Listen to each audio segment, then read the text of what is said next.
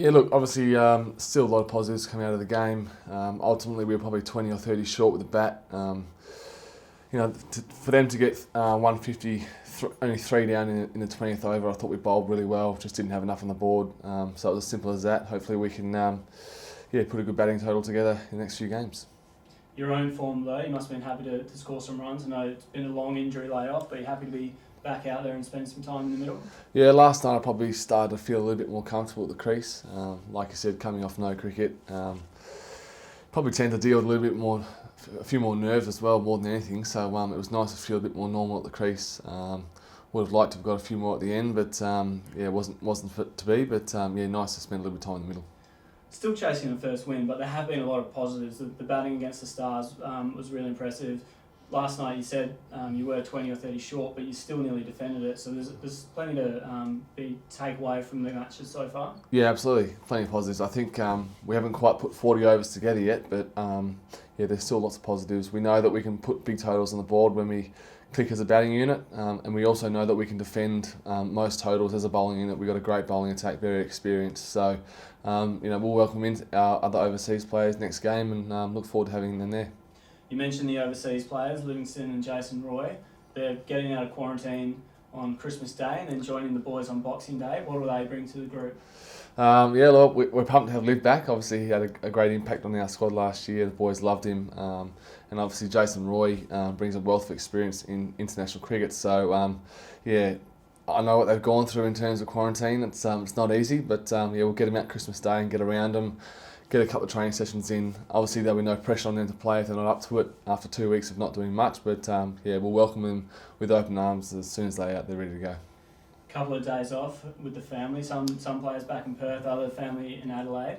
What will that mean for the group? Yeah, it's obviously going to be different for us. Being in Adelaide, being away from our families for Christmas. Luckily, most of our partners and children are all coming over, which will be great. My experience being away this time of year, it's kind of nice to be with your little cricket family. It's another experience for us all. We're going for a lunch on Christmas Eve, and then we'll get together and have another lunch on Christmas Day. So plenty of family time, cricket family time for us, and it'll be a special time to all be together. So someone's organised a big Christmas Day lunch for the squad, have they? Yeah, team manager. We got Jolly Paris is on the roast for the day. We got some leg hams coming in. We got all sorts of food, and there'll be plenty there for the kids. We'll try and make it a special day. I think Josh Inglis has put his hand up to dress up as Santa, the big fella. So that'll be. I'm sure there'll be a bit of footage of that on the day. Fantastic. 2 huge games in Adelaide.